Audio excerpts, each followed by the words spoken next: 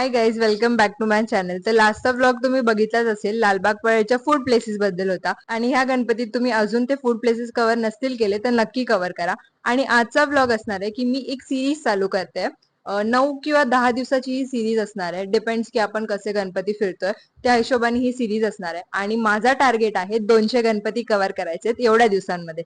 आणि मी गेल्या वर्षी 150 गणपती कव्हर केले होते 8 की 9 दिवसांमध्ये. आणि ह्या वेळेस मी 9 किंवा 10 दिवसांमध्ये 200 गणपतींचा टार्गेट ठेवलाय.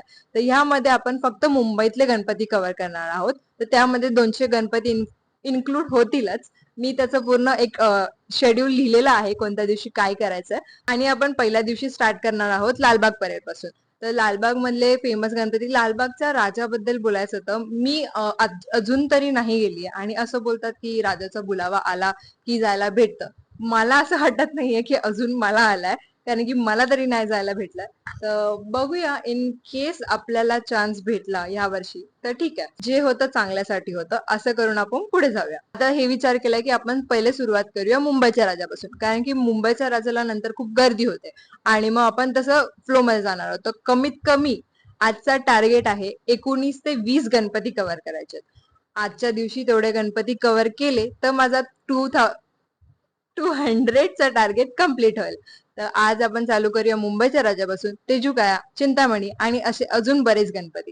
तर तुम्ही पूर्ण व्लॉग नक्की बघा आणि मी व्लॉग मध्ये तुम्हाला प्रॉपर सांगणार आहे की तुम्हाला कुठून कुठे जायचंय. काही काही गणपती काही काही लोकांना नोन नसतात की कुठे असतात, कुठे मंडळ आहे, कुठे काय जायचं, कसं आपल्याला कुठल्या गणपती बसून. तर ते तुम्हाला सगळं मी सांगते ह्या व्लॉग मध्ये. आणि अजून असे व्लॉग येणार आहेत तर सबस्क्राईब नक्की करा. तुम्ही सबस्क्राईब करा आणि तुमच्या फ्रेंड्सला, फॅमिलीला शेअर सुद्धा करा की त्यांना काही माहिती नसेल कुठे जायचं तर ते हे रेफरन्स करून जाऊ शकतात. आजच्या ब्लॉग मध्ये तर लालबाग परेल कव्हर करणार आहोत. उद्या काय करणार ते उद्याच्या ब्लॉग बघायला विसरू नका. आणि आता आपण चालू करूया.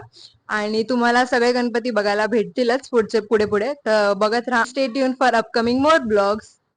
तुम्ही वेस्टर्न लाईननी येत असाल तर तुम्हाला लोअर परेल स्टेशनला उतरायचं आहे आणि तुम्ही सेंट्रल लाईननी येत असाल तर तुम्ही चिंचपोकळी स्टेशनला उतरू शकता. त्यानंतर मग लालबागच्या राजाचं फक्त बाहेरून गेट बघून आणि एक व्हिडिओ काढून मी निघाली आहे मुंबईच्या राजाच्या दर्शनासाठी. तर मी सुरुवात करणार आहे मुंबईच्या राजापासून. आणि मुंबईच्या राजाचं थीम या वर्षी आहे साऊथ इंडियनचं थीम, म्हणजेच श्री रामनाथ स्वामी टेम्पल. आणि ते थीम एवढं छान वाटत होतं आणि गणपती सुद्धा एवढे छान वाटत होते. तुम्ही पुढे ब्लॉग मध्ये बघाच.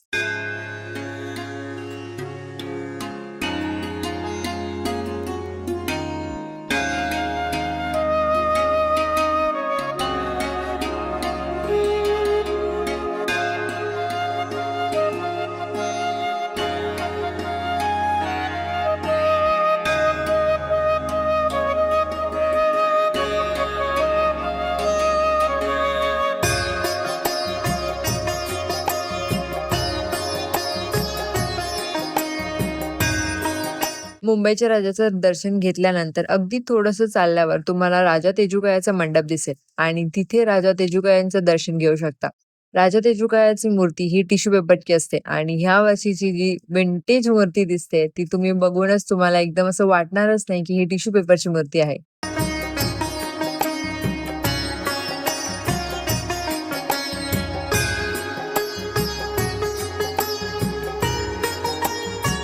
त्यानंतर राजा तेजुकायाच्या मंडपाच्या जस्ट बाजूला दुसरं मंडप आहे आणि तिथे तुम्हाला एक छान अशा गणपतींचं दर्शन करायला भेटेल.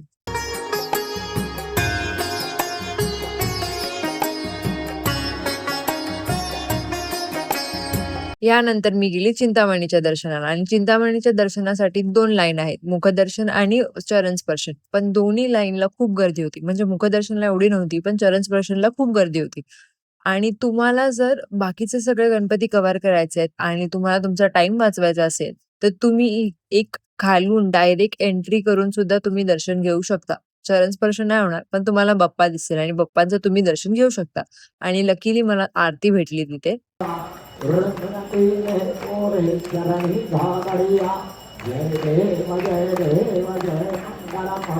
चिंतामणीचं दर्शन घेतल्यावर तुम्हाला अगदी अपोजिट साइडला काळा चौकीच्या महागणपतींचं दर्शन घेता येईल. एवढी भव्य मूर्ती फक्त एवढ्याशा चाळीतून जाते आणि हे दृश्य पाहायला खूप छान वाटतं. तुम्ही सुद्धा एकदा आगमन किंवा विसर्जनाला हे नक्की पहा आणि ही मूर्ती पाहून सुद्धा तुम्हाला खूप छान वाटेल. तर चला.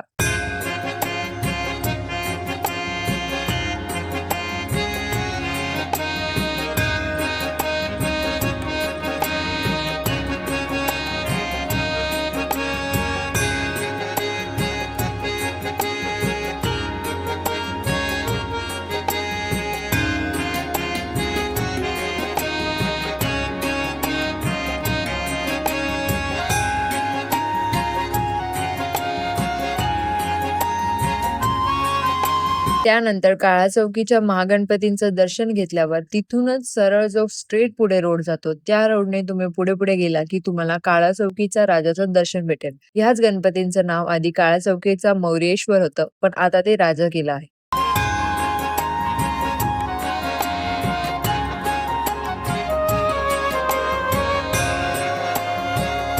तिथून अगदी 5 मिनिटावर तुम्हाला अभ्युदयनगरच्या राजाचं दर्शन करता येईल आणि ही गणपतीची मूर्ती एवढी छान वाटते आणि तुम्हाला इथे चरण स्पर्श सुद्धा करायला भेटेल आणि सकाळच्या टायमाला तुम्ही जात असाल किंवा मिड आफ्टरनून मध्ये तरी तुम्हाला अजिबात गर्दी भेटणार नाही आणि तुम्हाला इथे बसायला सुद्धा जागा भेटेल आणि ही खूप छान वाटेल.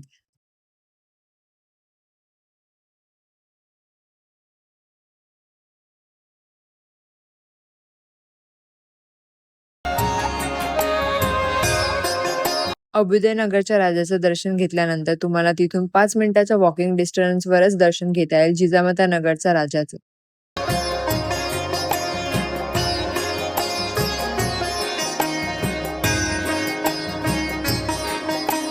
जिजामाता नगरच्या राजाचं इथलं दर्शन घेतल्यानंतर तिथूनच 5 मिनिटाच्या वॉकिंग डिस्टन्सवर तुम्हाला दर्शन घेता येईल जिजामाता नगरचा विघ्नहर्ता.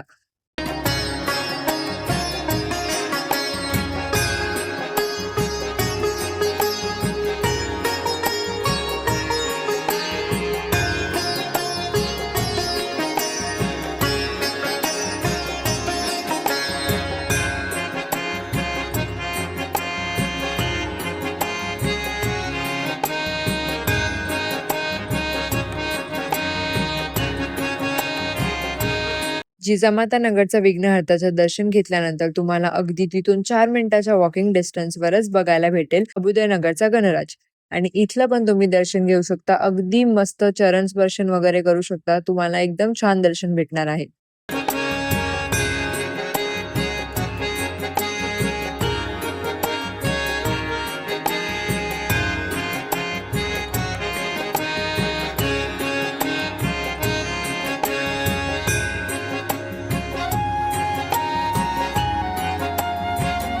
या गणपतींचं दर्शन घेतल्यानंतर तुम्हाला परत तिथून स्ट्रेट मागे यायचं जिथे तुम्ही काळा चौकीच्या महागणपतीचं एंट्रन्सला उभे होते आणि तिथून तुम्हाला तुमच्या लेफ्ट साइडला जायचं जिथे तुम्हाला रंगाळी बदक चाळचा गणपती बघायला भेटेल.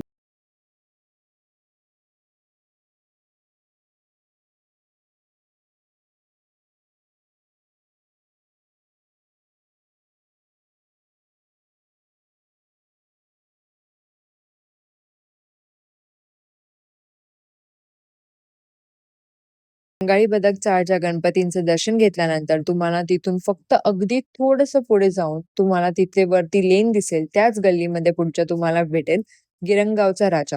अशा प्रकारे मुंबईच्या राजाच्या दर्शनापासून आतापर्यंत तुम्हाला 11 गणपतींचं दर्शन भेटणार आहे लालबागमध्ये.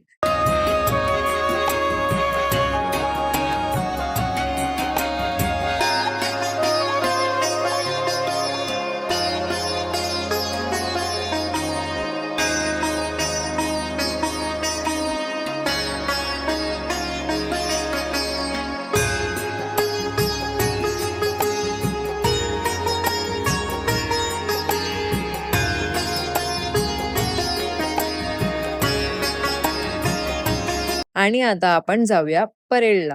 परेलच्या गणपतींचं दर्शन घ्यायला. तिथलं दर्शन घेतल्यानंतर परत मागे यायचं आहे तुम्हाला मुंबईच्या राजाच्या गेटपर्यंत. तिथून तुम्हाला सरळ पुढे पुढे यायचं आहे जिथे तुम्हाला गणसंकुल वर्कशॉप भेटेल आणि त्याच्या सुद्धा अजून पुढे जिथे तुम्हाला परेल वर्कशॉप भेटेल त्याच्या आधी तुम्हाला भेटेल एंट्रन्स गेट ऑफ परेलचा राजा. त्यावेळेस परेलच्या राजाचं थीम आहे राम मंदिर आणि तुम्हाला रामाचं दर्शन घेतल्यावर मागेच तुम्हाला राम मंदिर सुद्धा बघायला भेटेल आणि एवढं छान दृश्य तुम्हाला मस्त वाटेल एकदम बघून.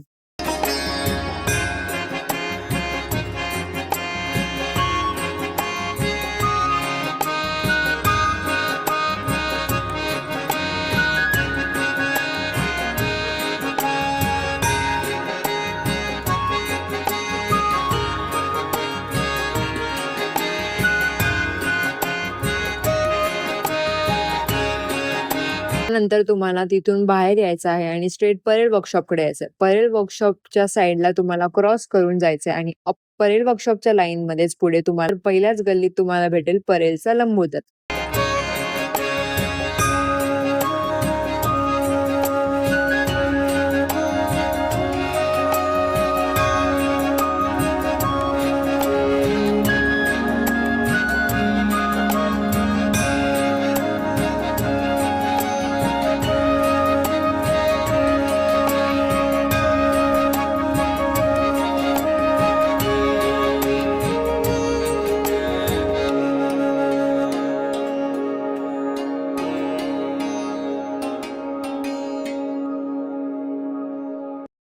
परेलचं लंबोदरचं दर्शन घेतल्यानंतर तुम्ही थोडंच पुढे जाऊन बघाल तर तुम्हाला भेटेल कृष्णनगरचा राजा.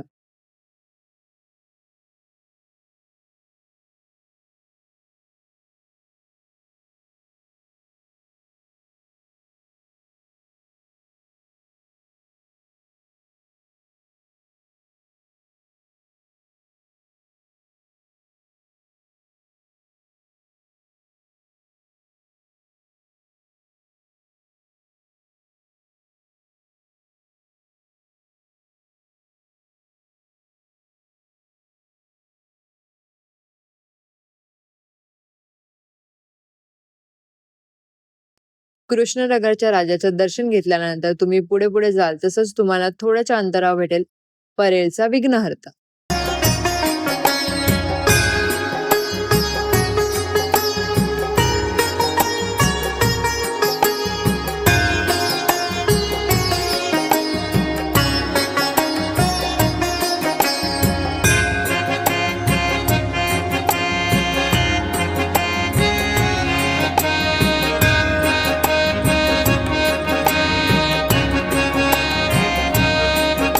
हे सगळे गणपती एकाच लाईनीत थोड्या अंतरावर गल्लीमध्ये आहेत आणि तुम्हाला हे अगदी बाहेरूनच दिसून येतील आणि त्यानंतर तुम्हाला बघायला भेटेल परेलचा महाराजा.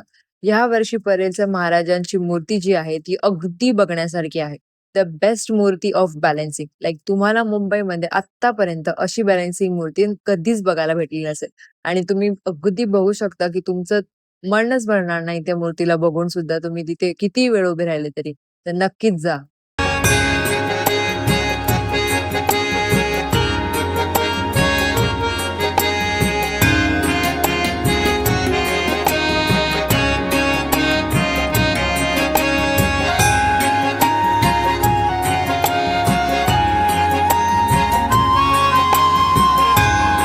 अशा प्रकारे आतापर्यंत आपण 18 गणपती बघितले आहेत आणि आता आपण वळूया शेवटच्या गणपतीकडे आणि आजच्या व्लॉग मधलं शेवटचं दर्शन असणार आहे. तर ते म्हणजे परेलचा सम्राट. हे मंडप तुम्हाला बघायला भेटणार आहे. प्रभादेवी स्टेशनला ब्रिजला आपण चढतो त्याच्या अगदी खालीच तुम्हाला आतमध्ये जायला रोड दिसेल आणि त्या रोडच्या तिथे ग्राउंड मध्ये हे गणपती बसलेले असतात. अशा प्रकारे तुम्हाला जर लालबागच्या राजासाठी पॉसिबल होत नसेल, तुम्हाला एवढा वेळ उभा राहायला जमत नसेल, तर तुम्ही हे सगळे गणपती बघू शकता. एकूण 19 गणपती आहेत लालबाग आणि परेलमध्ये आणि ह्या सगळ्या मूर्ती बघण्यासारख्या आहेत आणि तुम्हाला चरण स्पर्श सुद्धा करता येईल किंवा तुम्हाला कुठे 5, 10 किंवा 15-20 मिनिटं लाईनीत सुद्धा उभं राहायला लागेल. पण एवढं सगळं दर्शन तुम्ही करू शकता जर तुम्हाला लालबागच्या राजाचं दर्शन पॉसिबल